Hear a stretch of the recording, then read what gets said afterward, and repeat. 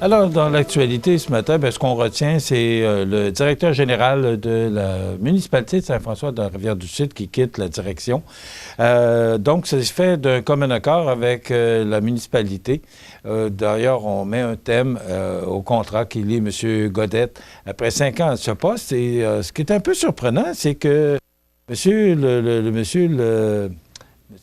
le maire, Frédéric Jean, qui dit qu'il faisait le job. Alors, pourquoi a-t-il décidé de quitter? On ne sait pas. De toute façon, ça ne regarde que la municipalité et M. Godette, donc M. Jean-Eudes Godet, qui quitte la direction générale de la municipalité de Saint-François de la Rivière-du-Sud, la ville de Montmagny, qui s'engage fermement en faveur de la diversité et de l'inclusion. Donc, il y a un drapeau là, qui a été hissé sur le mât de la ville de Montmagny. Une semaine pour renforcer les liens entre les générations, c'est diverses activités pour animer les gens âgés de différents endroits là, dans la MRC de Montmagny et de Lillet. Je m'excuse, ce matin, c'est difficile là, pour la voix. Alors, on visite presque toutes les municipalités. Là, vous n'avez qu'à vérifier auprès des municipalités de chez vous pour voir si cette activité a lieu dans votre coin. Allo Prof qui déploie ses ressources à la veille des évaluations de fin d'année. On sait qu'en fin d'année, c'est toujours important d'avoir de l'aide et du soutien. En plus que cette année, il y a eu une grève de quelques semaines. Là, donc, Allo Prof, c'est vraiment un bel organisme là, qui vient en soutien non seulement aux étudiants, mais aussi aux enseignants. Donc, vous pouvez vous informer là, pour connaître comment rejoindre Allo Prof là, si jamais votre enfant ou votre petit-fils ou petite-fille ont besoin d'aide là, pour terminer leur année en beauté. Maintenant, si on regarde sur la scène là, provinciale, là, maintenant, déjà des millions en dépassement de coûts. Ah, je suis tellement surpris, là. Le projet pilote pour numériser le réseau de la santé accuse du retard. Bon, numériser le réseau de la santé, c'est que ce qu'on veut, c'est que toutes vos données, là, tout votre gros dossier qui peut avoir peut-être ça d'épais, là, on va le prendre et on va le numériser sur une carte. Je n'ai pas tous les détails, là, mais à partir d'un certain moment, quand vous allez aller voir votre médecin, il va aller voir sur l'ordinateur et votre dossier sera tout bien expliqué sur son ordinateur. Mais là, ce qu'on nous dit, c'est que la première étape avant un déploiement à grande échelle, le projet pilote pour numériser le réseau de la santé accumule, croyez-le ou non, un retard de 16 mois.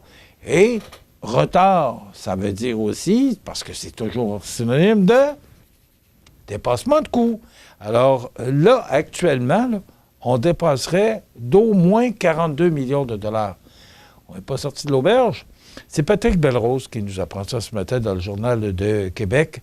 Alors, on va suivre ça de près, mais encore une fois, c'est une autre histoire qui va coûter une fortune aux contribuables parce que, justement, on dirait, parce que ça appartient au public, là, on dirait qu'on n'est pas capable de respecter les dates, les budgets. Et pourtant, quand on est en affaires dans le privé, là, on n'a pas le choix. On ne peut pas se permettre des retards de 16 mois ou des dépassements de coûts de 42 millions. Il n'y a personne, il n'y a pas une entreprise qui pourrait se permettre ça, mais dans le public. Voilà.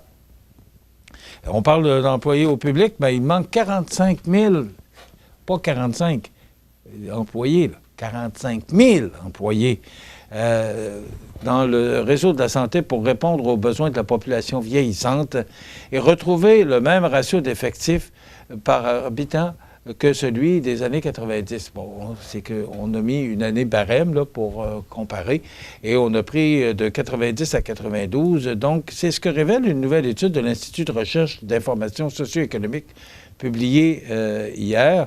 Pourtant, le domaine de la santé et des services sociaux compte plus d'employés que jamais. Toute proportion gardée, ils sont 132 000 de plus en 2022 qu'en 1991. C'est épouvantable. C'est dans le réseau public qu'il y a un manque réel de main-d'œuvre, explique la chercheuse Anne Plourde, qui remarque un exode de professionnels vers le privé. Par exemple, le Québec est la province qui a le plus d'ergo... Excusez-moi, on prend ça. Par exemple, le Québec est la province avec le plus d'ergothérapeutes, orthophonistes et technologues en radiation médicale pour 100 000 habitants, selon les chiffres de l'IRIS, alors que les hôpitaux peinent à les retenir. Donc, c'est 45 000 employés qui manquent là, pour que M. Dubé réussisse son tour de force. Alors, c'est un gros morceau à tourner, puis à faire tourner. Est-ce que M. Dubé va réussir? Ben, moi, j'ai confiance en cet homme-là parce que c'est d'abord un homme d'affaires. Il prend les moyens pour le réaliser. Mais, et on voit bien qu'il faut faire cette réforme. On n'a comme pas le choix. Ça ne passe pas à côté. Mais ça va être tout un tour de force pour M. Dubé.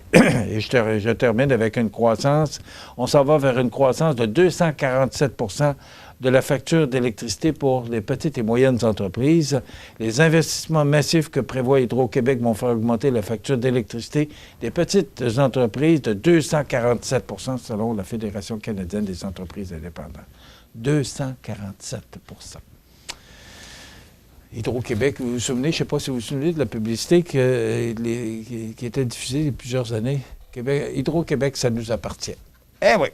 Alors, voilà, on va terminer ça. C'est une belle nouvelle, c'est que demain, on aura la chronique culturelle avec Cynthia Lamontagne et Mireille Soucy.